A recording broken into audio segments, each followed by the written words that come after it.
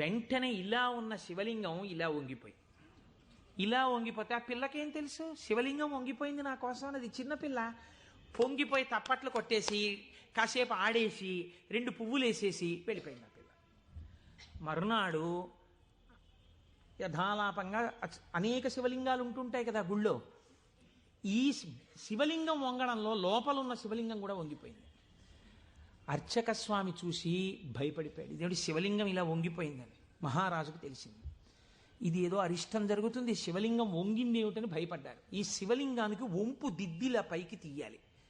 వాళ్ళకి ఉన్న తెలివితేటలు ఏమిటంటే ఈ వంగిపోయినటువంటి శివలింగానికి పెద్ద పెద్ద ఇనప గొలుసులేసి ఏనుగులకు కట్టి లాగించారు. ఇన్ని ఏనుగులు ఇనపగొలు ఇవన్నీ నేను పుక్కిట పురాణాలు నా సొంతంగా చెప్తున్నాను అనుకుంటున్నారా? ఈ దేవాలయాలు ఉన్నాయి ఇప్పటికీ. నా జీవితంలో ఈశ్వరుడు అనుగ్రహం